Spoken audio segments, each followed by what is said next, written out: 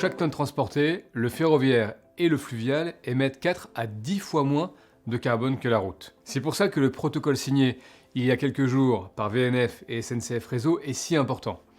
Pour la première fois, les deux opérateurs s'engagent ensemble à développer les frets ferroviaires et fluviaux. Aujourd'hui, ils sont trop peu développés. Ils pourraient atteindre des parts de marché bien plus élevées parce que ce sont des modes à la fois performants et respectueux de l'environnement.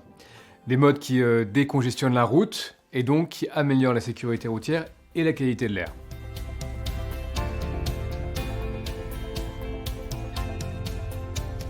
La complémentarité des modes logistiques ferroviaires et fluviales est une réelle avancée. C'est une réelle avancée parce que c'est la première fois que les deux grands gestionnaires de la voie d'eau et du ferroviaire décident de se mettre ensemble au service des opérateurs, au service des logisticiens, au service des chargeurs, des transitaires, de leur proposer des offres combinées, articulées, coordonnées pour desservir, pour assurer les transports qu'ils veulent mener.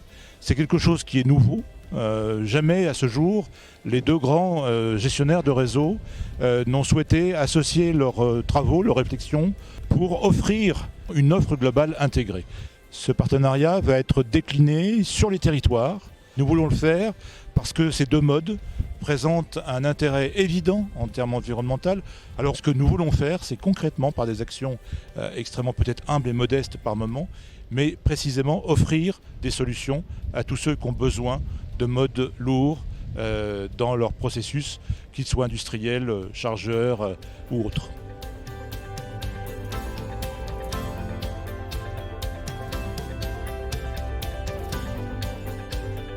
Il y a une grande demande des industriels pour développer et verdir leur logistique parce que dans les attentes de leurs consommateurs, dans les attentes de la société d'aujourd'hui, ils souhaitent vraiment réduire les émissions de CO2. Si on fait un train, c'est 40 camions en moins sur la route.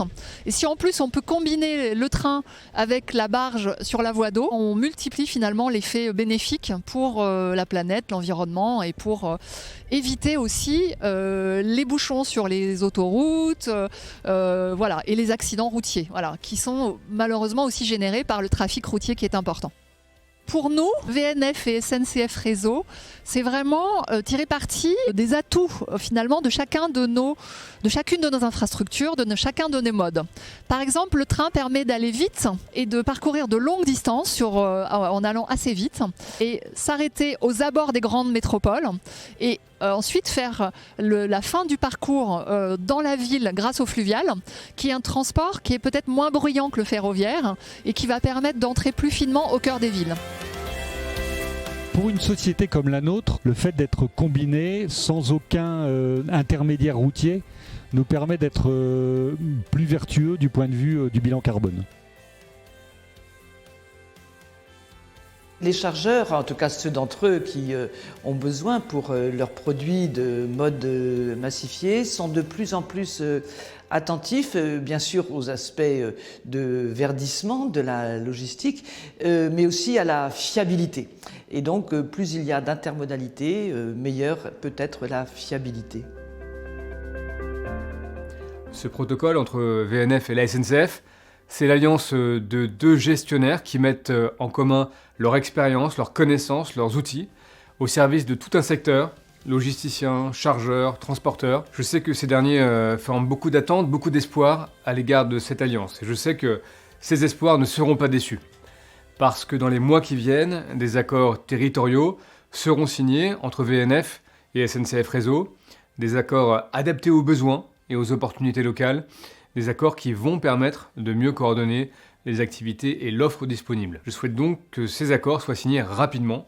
C'est essentiel pour nos territoires, c'est essentiel pour les acteurs de la logistique et c'est essentiel pour la transition écologique de notre pays.